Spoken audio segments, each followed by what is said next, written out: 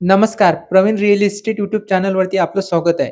सिडको लॉटरीमध्ये जेव्हा आपण घराचं पूर्ण पेमेंट केल्यानंतर आपल्याला स्टॅम्प ड्युटी रजिस्ट्रेशनचं पेमेंट केल्यानंतर आपल्याला घराचा ॲग्रीमेंट करण्यासाठी जेव्हा आपल्याला सिडको ऑफिसला बोलवल्या जातात, आपल्या पोर्टलवरती लॉग इन करून अपॉइंटमेंट घेऊन टाईमचा स्लॉट बुक करून जेव्हा आपण सिडको ऑफिसला जातो, तेव्हा आपल्याला ॲग्रीमेंटचे पेपर दिल्या जात असतात. जे ॲग्रीमेंटचे पेपर आणि स्टॅम्प ड्युटी रजिस्ट्रेशनचे पेमेंट केलेले पेपर आणि जे घरात ज्या प्रोजेक्टला घर लागलं त्या प्रोजेक्टची ओसी, इंडेक्स टू हे जे पेपर असतात, जवळपास 25 ते 30 पेपरचा हा सेट बनतो. हा सेट कसा असतो? त्याच्यामध्ये कोणती माहिती भरल्या गेलेली असते? त्यानंतर आपल्याला ते जेव्हा आपण होम लोन करतो, फायनान्समधून होम लोन केलं असेल किंवा बँकेमधून होम लोन केलं असेल, तर त्यांना ते ओरिजिनल सेट हे त्यांच्याकडे ठेवावे लागतात. त्याचा एक झेरॉक्स सेट आपल्याकडे ठेवला गेलेला असतो. तो आपल्याला ठेवावा लागतो.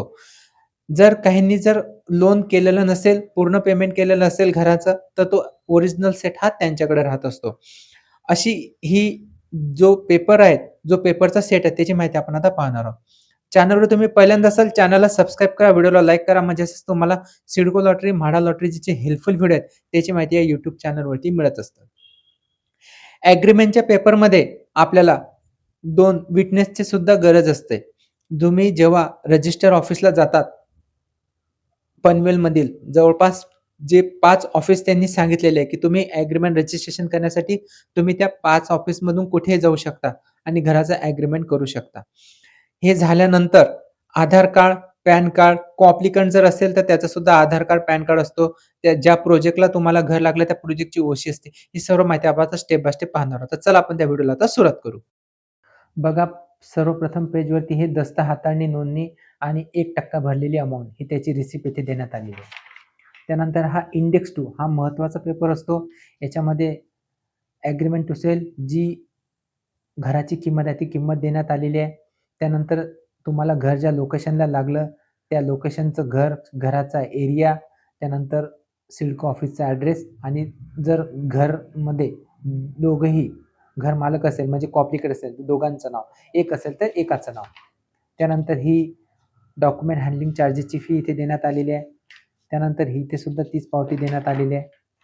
हे जे चलन असतात आपल्याला स्टॅम्प ड्युटी रजिस्ट्रेशनचं आपण जेव्हा पेमेंट करतो त्याची हे रिसिप्ट असतात.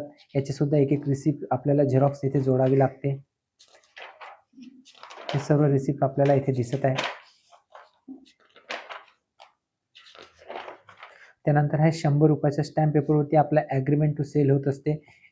याच्यामध्ये ज्याच्या नावाचं घर आहे म्हणजे ज्याला घर लागलं त्याचं नाव, को-ॲप्लिकंट असेल तर को-ॲप्लिकंटचं नाव, या खाली त्यांचं दोघांचं नाव इथे देण्यात आलेलं असते. त्यानंतर हे ॲग्रीमेंट टू सेल याच्यामध्ये तुम्हाला ज्या हाऊसिंग स्कीममध्ये घर लागलं त्याचं नाव, प्रॉपर्टी एक नंबर असतो, तो प्रॉपर्टी नंबर असतो. जे पुढे तुम्हाला पनवेल महानगरपालिकेमध्ये टॅक्स भरण्यासाठी हा प्रॉपर्टी नंबर सुद्धा कामात येतो. त्यानंतर रेफरन्स नंबर असतो, कॉन्ट्रॅक्ट नंबर असतो. तुम्ही जिथं राहत असता तो पहिला ॲड्रेस तिथे देण्यात आलेला असतो. ही सर्व माहिती इथे देण्यात आलेली आहे. हे सगळे ॲग्रीमेंट रजिस्ट्रेशनचे जे पेपर असतात हे तुम्हाला सिडको ऑफिसमध्ये जेव्हा ॲग्रीमेंटला बोलवले जाते तेव्हा हे त्यांच्याकडून दिल्या गेलेले असतात. घराचा एरिया किती आहे ह्याची सुद्धा येथे माहिती देण्यात आलेली असते.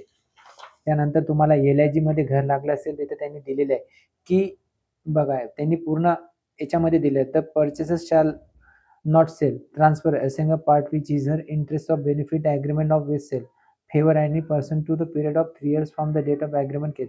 ज्या दिवशी तुमचं घराचं ॲग्रीमेंट झालं तिथून तुम्हाला हे LIGचं घर 3 वर्ष तुम्हाला सेल करता येत नाही. EWचं जर ॲग्रीमेंट रजिस्ट्रेशन पेपर असेल तिथे ते 3 वर्षाच्या जागी 5 वर्ष असते. म्हणजे तुम्ही जेव्हा ॲग्रीमेंट पेपर असतात हे त्याच्यामध्ये पूर्ण माहिती देण्यात आलेली असते. ही सर्व माहिती तुम्ही व्हिडिओला पॉज करून बघू शकता स्टेप बाय स्टेप.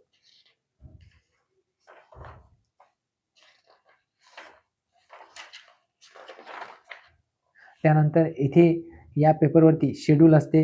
याच्यामध्ये ज्यांचं घर लागलं त्यांचे याच्यामध्ये फोटो दिलेले असतात.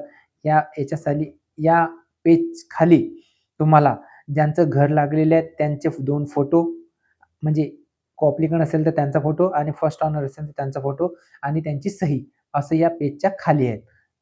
कॉन्फिडेन्शियल माहिती आहे त्यामुळे आपल्याला ती माहिती इथे दाखवता येत नाही. इथे घराचा जो एरिया असतो 29.82 स्क्वेअर मीटर आणि ज्या अपार्टमेंटला तुम्हाला घर लागलं हे अपार्टमेंटचा नंबर असतो.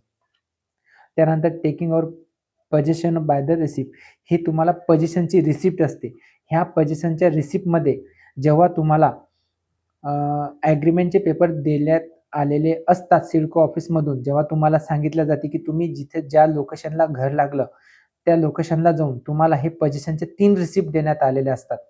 तिन्ही रिसिप्ट घेऊन तुम्हाला तिथे जावं लागतं. जेव्हा तुम्ही हे पोझेशनची रिसिप्ट दाखवतात, तेव्हा पोझेशनची रिसिप्ट दाखवल्यानंतर तुम्हाला घराची चाबी देण्यात आलेली असते. म्हणजे देतात ते. कारण या रिसिप्टशिवाय तुम्हाला घराची चाबी तिथे देत नाही. जर तुम्ही घरामध्ये जर कॉप्लिकन केलेलं असेल, फर्स्ट ओनर, सेकंड ओनर, तर तुम्हाला दोघांना सुद्धा तिथे चाबी घेताना हजर राहावं लागतं. जेव्हा त्यांच्याकडे जे बुकलेट असते, त्यांचं जे एक बुक असते, त्या बुकमध्ये आपल्याला सही करावी लागते, तेव्हा ते घराची चाबी देण्यात आलेली असते. त्यानंतर हा जो लेआउट प्लॅन आहे, या लेआउट प्लॅनमध्ये फ्लोर प्लॅन देण्यात आलेला आहे आणि बिल्डिंगचा प्लॅन देण्यात आलेला असतो. ही सर्व माहिती इथे देण्यात आलेली आहे. म्हणजे ज्या लोकेशनला घर लागलं त्या लोकेशनचं. त्यानंतर हे ॲनेक्सर बी असते, जे तुमच्याकडून सही करून घेतले गेलेले असते. त्यानंतर ओसी, हा सर्वात महत्त्वाचा पेपर असतो याच्यामध्ये. ओसी म्हणजे समजा ज्या लोकेशनला तुम्हाला घर लागलं त्या लोकेशनला ओसी कधी आली हे त्याची माहिती देण्यात आलेली असते.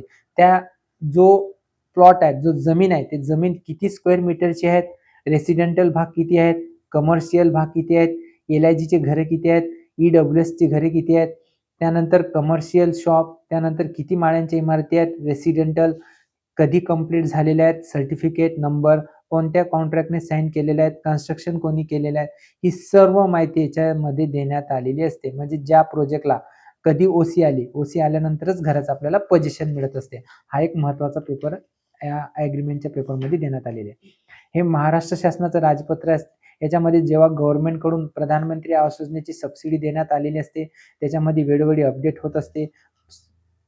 2022 मध्ये जे EWS टाईपमध्ये घरासाठी 3,00,000ची उत्पन्न मर्यादा देण्यात आलेली होती. त्यावेळेस त्यांना ती सबसिडी मिळत होती. आता ही उत्पन्न मर्यादा 6,00,000च्या आतमध्ये ज्याचं उत्पन्न त्यांच्यासाठी देण्यात आलेली असते. म्हणजे महाराष्ट्र गव्हर्नमेंटकडून जेव्हा वेळोवेळी अपडेट होत असते, त्याच्यामध्ये रिसिप्ट याच्यामध्ये जोडण्यात आलेली असते. हे एका प्रकारचे GRS असतात. हे बघा इथे. जेव्हा 3,00,000 रुपये होती तेव्हा आणि जेव्हा आता 6,00,000 झाली. ही सर्व माहिती इथे देण्यात आलेली आहे.